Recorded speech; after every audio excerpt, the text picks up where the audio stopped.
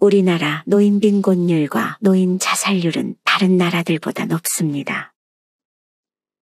그만큼 노인들이 살기 힘든 나라가 되어가고 있습니다. 평균 수명은 늘어가는데 먹고 살기 힘들어하는 분들이 날이 갈수록 늘고 있습니다. 이렇게 된 것에는 사회의 잘못도 있지만 개인의 잘못이 없다고 할 수 없습니다. 너무 안일하게 생각해 미래에 대한 대비를 미루고 당장 지금의 행복을 위해 나중에 후회할 행동들을 선택하는 분들이 많이 계십니다. 물론 지난 세월 후회하지 않는 사람은 거의 없습니다. 그렇게 후회한들 세월을 다시 되돌릴 수도 없습니다. 지금이 가장 빠른 시기입니다. 아무리 몸부림치며 나름대로 최선을 다해 살아왔다고 해도 미래에 희망이 없어 보인다고 해도 포기하지 말고 지금부터 할 수 있는 일들을 차근차근 해야 합니다. 그렇다면 이 모든 것을 미리 경험한 인생 선배들은 어떤 후회를 하고 있을까요? 미래에 후회하지 않고 행복한 노후를 살기 위한 4가지 방법을 알려드리겠습니다. 첫 번째는 감정적으로 돈을 소비하지 않는 것입니다. 젊어서 노후에 대한 대비를 전혀 하지 않고 감정적으로 돈을 소비하는 분들이 많습니다. 앞서 얘기했듯 이것은 우리나라 노인 빈곤율을 높이는 주요 원인이 되기도 합니다. 여기서 말하는 감정적으로 돈을 소비한다는 것은 다음의 경우에 해당합니다. 예를 들어 나이 든 자신을 돌보기보다 젊은 자식들을 걱정하며 이것저것 지원해주거나 성인이 된 아이들을 감정적으로 안쓰럽게 여겨 기죽지 말라고 결혼 비용, 사업자금 등을 지원해주는 경우입니다. 이렇게 자식에 대한 감정이 앞서 내가 모아두었던 돈의 대부분을 자식을 위해 써버리는 것입니다. 이 밖에도 친했던 친구가 금전적으로 힘들 때 마음이 약해져 돈을 빌려주거나 대부분 사람에게 느끼는 감정적인 마음으로 인해 돈을 내가 아닌 다른 사람들을 위해 소비하게 됩니다. 하지만 이것은 결코 바람직한 행동이 아닙니다. 가장 중요한 것은 본인이 자녀의 도움을 받지 않을 정도의 경제력은 남겨두고 자식이든 친구든 도와주어야 합니다. 자녀들은 결혼 후에 절대 부모님의 인생을 책임져 주지 않습니다. 오래된 친구들도 마찬가지입니다. 돈 버는 것도 중요하지만 돈을 관리하는 것이 더 중요합니다. 많이 벌어도 한순간 물거품으로 사라질 수 있는 게 바로 돈입니다. 돈을 쓰는 것에 있어서는 신중에 신중을 기해야 합니다. 경제력이 뒷받침되어야 편안하고 행복한 노후를 살 수 있다는 것을 부인하는 분들은 없을 것입니다. 경제력이 뒷받침되어야 팔다리에도 힘이 생기게 되는 것입니다. 특히나 일생 동안 쓰는 의료비의 50%는 생애 마지막 10년에 집중 발생하게 된다고 합니다. 그러나 많은 분들이 이전에 모든 돈을 대부분 자식들을 도와주는 데 쓰거나 생각 없이 한 소비들로 돈을 모으지 못합니다. 이렇게 되면 아파도 병원에 가지 못하는 최악의 상황이 생길 수 있는 것입니다. 대부분 이런 것들은 다 미래의 일이라고 생각해 잘 대비하지 않습니다. 당장 지금만 생각해서 돈을 사용하는 사람들이 많습니다. 제가 자주 하는 얘기지만 제일 중요한 것은 자기 자신입니다. 자신을 먼저 돌볼 줄 알아야 나중에 나에게 미안한 일이 생기지 않습니다. 이런 상황을 만들지 않으려면 우리는 우리의 돈을 잘 지켜야 합니다. 일단 감정적으로 소비하지 않는 것이 첫 번째입니다. 그 다음은 금융 공부를 미리미리 해두시면 좋습니다. 많은 분들이 일을 다닐 때는 수입이 고정적으로 들어오기 때문에 그래도 먹고 사는데 지장이 없을 것이지만 문제는 은퇴 후입니다. 아무리 대기업에 다녔어도 은퇴 후에 힘들게 사시는 분들이 많이 있습니다. 대기업 다닐 때 들어오는 수입에 맞는 생활을 하다가 은퇴 후 수입이 크게 떨어집니다. 이때는 집에서 먹고 자는 것을 다 하기 때문에 생활하는 데 들어가는 돈이 오히려 더 많아질 수 있습니다. 그렇기 때문에 미리미리 금융에 대한 공부를 병행함으로써 은퇴를 하더라도 경제적으로 무너지지 않게 만드는 것이 중요합니다. 미국의 부호 워렌 버핏의 재산 중 90% 이상은 65세 이후에 만든 것이라고 합니다. 또한 몇십 년 전 일본의 주식으로 개인 소득 1위를 달성한 고레카와 긴조도 본격적으로 주식 시작한 것이 63세부터라고 합니다. 그러니 너무 늦었다고 생각하지 마시고 쉬운 것부터 차근차근 공부하는 것이 중요합니다. 전미 연방준비제도 의장 앨런 그린스퍼는 문자 문맹은 생활이 불편할 따름이지만 금융 문맹은 생존이 달린 문제라고 지적했습니다. 안타깝게도 실제 뉴스나 기사를 보면 평생 모은 돈을 금융사 직원이나 주변 사람의 말에 따라 투자했다가 큰 손실을 봤다는 얘기가 흔합니다. 이렇듯 금융에 대한 지식이 없으면 한순간에 모든 돈을 날리게 될 수 있는 것입니다. 내 돈은 내가 지켜야 하는 것입니다. 이것이 가능하려면 내가 스스로 공부하려는 자세가 필요합니다. 인생 선배들의 지혜 두 번째는 배움을 멈추지 않고 평생 즐길 수 있는 취미를 만드는 것입니다. WTO에서는 18세에서 65세까지를 청년, 66세에서 79세까지를 장년, 80세에서 99세까지를 노년으로 분류합니다. 영상을 보는 많은 분들은 아직 청년이거나 이제 막 청년이 지났을 뿐입니다. 이렇게 아직 젊기 때문에 무엇이든 배울 수 있습니다. 사실 나이가 들수록 친구를 만드는 것보다는 오히려 친구는 정리하는 것이 좋습니다. 노후의 시간은 매우 중요하기 때문에 친구와 대화하는 시간보다는 건강관리, 취미생활, 전문 공부 등의 시간을 많이 보내는 것이 좋습니다. 제 가까운 친척은 나이 60을 넘었음에도 불구하고 열심히 돈 벌고 지금은 은퇴해 어려서 너무 가난해서 하지 못했던 영어 공부를 열심히 하고 있습니다.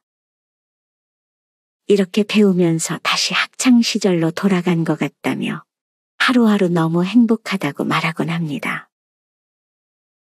이렇듯 나이 들어서 할 게 없다고 느껴질 때는 내가 어렸을 적 하고 싶었던 것들이 무엇이 있었는지 떠올려 보는 것이 좋습니다.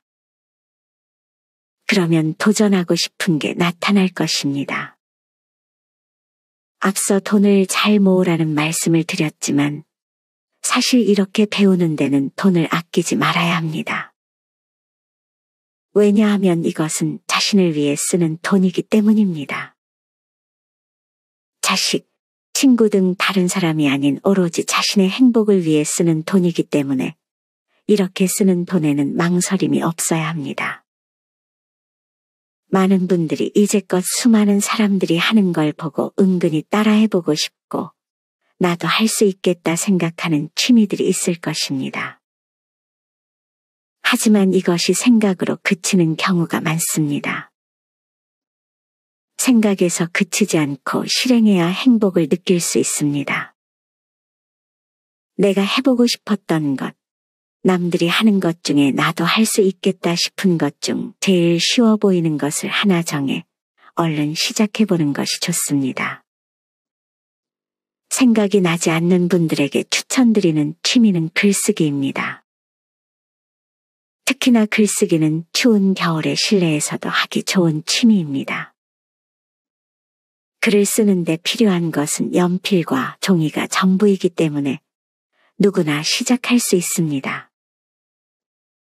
뿐만 아니라 글쓰기는 노후에 생기는 우울증을 예방하는 데도 좋습니다. 자신의 내면의 감정을 글로써 표현하게 되면 장기적으로 행복감을 높여준다고 합니다. 무엇을 써야 할지 모르겠다면 이처럼 지금 자신이 느끼는 감정, 불안하다면 불안하다고 쓰면 되고 왜 불안한지 그 이유에 대해 써보는 것입니다. 오늘 하루 감사하는 것들에 대해 써보는 것도 좋고 그냥 지금의 내 감정을 있는 그대로 글로만 적으면 됩니다. 고대 플라톤과 세네카 등 수많은 철학자들도 마찬가지로 자신의 글을 쓰며 마음의 위안을 받았다는 사례가 있습니다. 글을 굳이 남에게 보여주지 않아도 괜찮습니다. 어차피 내가 쓴 글은 나만 볼 것이기 때문에 정말 솔직하게 내 감정을 써내려가다 보면 마음이 안정되어 가는 것을 느끼실 수 있고 글쓰기를 평생 할 수 있는 정말 좋은 취미로까지 만들 수 있습니다. 앞서 얘기했던 우울증 개선뿐만 아니라 이렇게 내면의 감정을 글로써 표현하게 되면 관절염이나 과민성 대장 증후군 등의 만성질환을 예방하는 데 효과적이라는 연구 결과도 있습니다.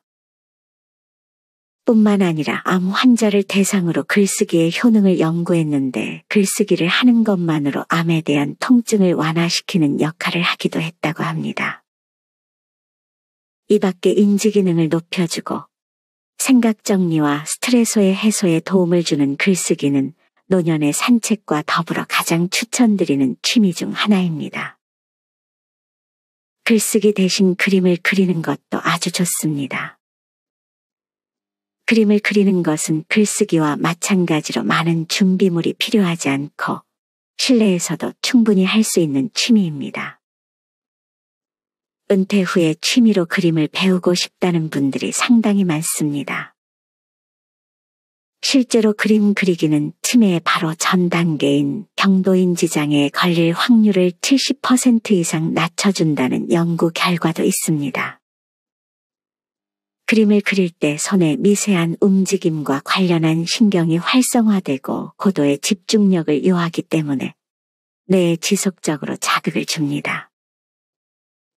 또한 그림 그리기에 빠지는 사람들은 그림을 그리는 동안 쓸데없는 잡념에서 벗어날 수 있기 때문에 그림 그리는 것에 큰 매력을 느낍니다.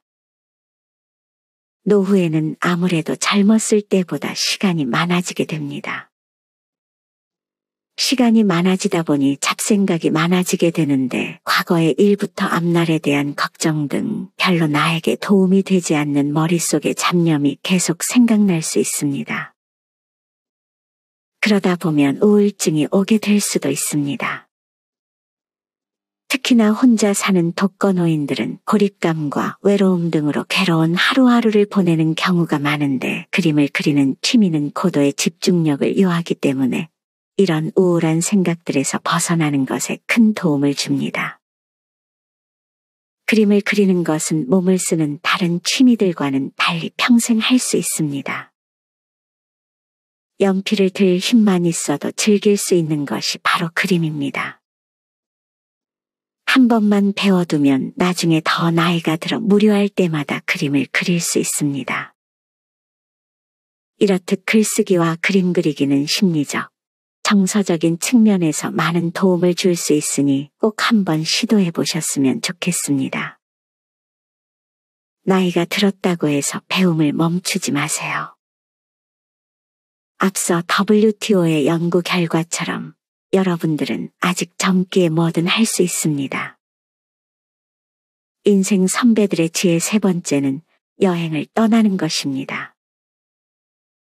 여행이 우리의 삶에 가져다주는 활력은 남은 노후를 보내는데 큰 도움을 줍니다. 여행이라고 먼 곳에 떠나야만 하는 것은 아닙니다. 새로운 장소에 가보는 것 그 자체만으로도 여행이 될 수 있습니다. 아무 경치 좋은 곳에 돗자리 깔고 음악을 틀어놓고 흘러가는 구름을 보는 것만으로도 좋은 여행이 될 수 있는 것입니다. 아직 우리가 알지 못하는 세상은 너무나 많습니다. 그것을 다 보고 즐길 수는 없겠지만 세상의 좋은 것들을 최대한 즐길 수 있다면 그것은 인생을 살아감에 있어 나에게 귀한 경험이 될 것입니다. 여행은 사실 계획하는 그 자체만으로도 우리에게 설렘을 줍니다. 여행을 떠올리는 것 자체로 행복감을 느낀다는 분들이 많습니다. 여행지에 대해서 알아보면서 가볼 만한 곳, 맛있는 음식, 경험할 수 있는 것들에 대해 고민하는 그 자체가 즐거움이 되고 삶의 활력을 불어넣어 줄 수 있다고 합니다. 이렇게 가끔은 일상에서 탈출해서 새로운 곳에 갈 계획을 짜고 직접 실행으로 옮기게 된다면 이것은 뇌에도 아주 긍정적인 효과를 주게 됩니다. 하버드 대학교에서 진행한 연구 결과에 따르면 젊은 뇌를 유지하려면 새로운 경험을 해야 한다고 말합니다. 보통 나이가 들면 뇌가 굳어진다고 생각하지만 사실은 나이 때문에 뇌가 굳어지는 것이 아니라 새로운 경험을 하지 않아서 뇌가 굳어진다고 합니다. 또한 여행을 하다 보면 새로운 사람들과 만날 수 있습니다. 그들과 깊은 관계를 유지하라는 것이 아닙니다. 그저 새로운 장소에서 새로운 사람과 이야기를 나누는 것만으로도 나에게 좋은 경험이 될 수 있습니다. 많은 분들이 코로나로 인해 여행을 많이 가지 못했었지만 이제는 제한이 거의 없어졌기 때문에 그동안 가고 싶었던 곳이 있었다면 제일 가까운 곳을 골라 여행을 떠나보는 것도 좋습니다. 이렇게 여행을 다니면 몸을 움직일 수 있어 건강에도 큰 도움이 됩니다. 여행을 계획했다가도 막상 떠나기 전에는 잘 다녀올 수 있을까 하는 걱정이 들기 마련입니다. 막상 떠나면 집이 그리워지기도 합니다. 그러나 여행에서 돌아올 때쯤이 되면 어느새 여행을 갔던 그 순간을 그리워하는 자신을 발견할 것입니다. 그러니 너무 걱정하지 마시고 일단 계획하고 출발해 보시는 것이 좋습니다. 마지막 네 번째는 배우자에게 잘하는 것입니다. 인생에서 배우자 복이 가장 중요하다는 말이 있듯이 우리는 부모 자식들보다 배우자와 같이 사는 기간이 훨씬 깁니다. 과장해서 얘기하면 인생의 불행과 행복은 결혼을 어떤 사람과 하냐가 90%를 결정한다는 말도 있을 정도입니다. 그만큼 우리가 가장 시간을 많이 보내는 사람과의 관계는 중요합니다. 하지만 이렇게 말하면 내 배우자는 나에게 큰 잘못을 저질렀기 때문에 잘하기 힘들다 라고 말하는 분들도 계실 것입니다. 아무리 혼자 잘한다고 한들 배우자가 같이 노력하지 않으면 혼자만 너무 힘든 상황이 될 수 있습니다. 이럴 때도 배우자에게 잘하라고 말하기는 힘듭니다. 이때는 그냥 자기 자신을 제일 중요하게 여기면서 행동하는 것이 좋습니다. 다만 너무 원망만 하는 것은 나 자신에게 도움이 되지 않을 수 있습니다. 아주 나중에라도 배우자에게 그동안 돈 버느라 수고했다, 그동안 살림하느라 수고했다라는 말 한마디 정도만이라도 표현해 주는 것도 좋습니다. 서로 겉으로 보여지는 것과 속마음은 다를 수 있다는 생각을 가지고 먼저 다가가는 연습을 천천히 해보시는 것이 장기적으로 내 행복에 도움이 될 수 있습니다. 반면 배우자와 잘 맞는다면 친구도 필요가 없게 됩니다. 배우자와 성격적인 부분, 가치관 등이 잘 맞는 것은 정말 큰 복입니다. 이런 배우자가 있다면 고맙다, 사랑한다는 말을 전하는 것이 좋습니다. 이렇게 오늘은 나이가 들어 후회하지 않으려면 해야 할 4가지에 대해 말씀드렸습니다. 첫째는 감정적으로 돈을 소비하지 않는 것, 둘째는 배움을 멈추지 말고 평생 할 수 있는 취미를 가지는 것, 셋째는 여행을 가까운 곳이라도 떠나는 것, 마지막 넷째는 배우자에게 따뜻한 말 한마디를 건네는 것입니다. 사실 이 모든 것보다 중요한 것은 건강입니다. 건강해야 돈도 배우자도 친구도 자식과도 관계가 좋아집니다. 건강하지 못하다면 주변 사람들이 다 떠나가고 내가 하고 싶은 취미를 할 수 없게 됩니다. 노인의 나이가 되고 보니 젊다는 핑계로 과거의 건강관리를 소홀히 했던 것을 후회하는 분들이 정말 많습니다. 늦었지만 지금이라도 꾸준히 운동하며 건강에 신경을 쓰는 것이 좋습니다. 그 중에서도 흡연은 정말 좋지 않습니다. 부부 중 한 사람이 흡연을 한다면 그 배우자에게도 간접 흡연으로 건강을 해칠 수 있고 자식들의 건강에도 안 좋은 영향을 미칠 수 있습니다. 흡연의 안 좋은 점은 굳이 설명드릴 필요가 없을 정도로 많은 분들이 알 것이라 생각합니다. 이렇게 말하면 내가 아는 누구는 90살까지 흡연하는데 건강하게 잘 살고 있다고 말할 수도 있습니다. 하지만 이는 특이한 경우일 뿐입니다. 흡연을 해서 건강을 유지하는 사람보다 그렇지 않은 사람들이 훨씬 많습니다. 이렇듯 자기 자신과 가족을 위해서라도 힘들지만 조금씩 흡연 횟수를 줄여나가고 필요하다면 금연 상담을 받아 꼭 금연에 성공하셨으면 좋겠습니다. 사실 이 모든 것들이 누군가에게는 뻔한 얘기처럼 들릴 수도 있습니다.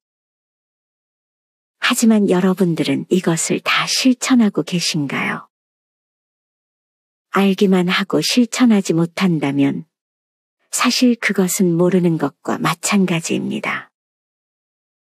이 영상을 계기로 오늘 말씀드린 것 중에 한 가지만이라도 실천한다면 여러분들은 더 나은 노후를 보내실 수 있을 것이라 확신합니다. 실천하는 사람만이 행복한 여생을 보낼 수 있다는 사실을 잊지 마시기 바랍니다. 늦었다고 생각한 때가 가장 빠른 때입니다. 지금부터라도 후회하지 않는 삶을 위하여 살아가는 것이 중요합니다. 시인 나즈미 크메트의 유명한 글을 소개해드리며 오늘의 영상을 마무리하겠습니다. 어느 날 나는 신과 인터뷰하는 꿈을 꾸었다. 내가 물었다. 인간에게 가장 놀라운 점이 무엇인가요? 신이 대답했다. 어린 시절이 지루하다고 서둘러 어른이 되는 것. 그리고는 다시 어린 시절로 되돌아가기를 갈망하는 것. 돈을 벌기 위해 건강을 잃어버리는 것. 그리고는 건강을 되찾기 위해 돈을 다 잃는 것. 미래를 염려하느라 현재를 놓쳐버리는 것. 그리하여 결국 현재에도 미래에도 살지 못하는 것. 결코 죽지 않을 것처럼 사는 것. 그리고는 결코 살아본 적이 없는 듯 무의미하게 죽는 것. 신이 나의 손을 잡았다. 우리는 잠시 침묵에 잠겼다.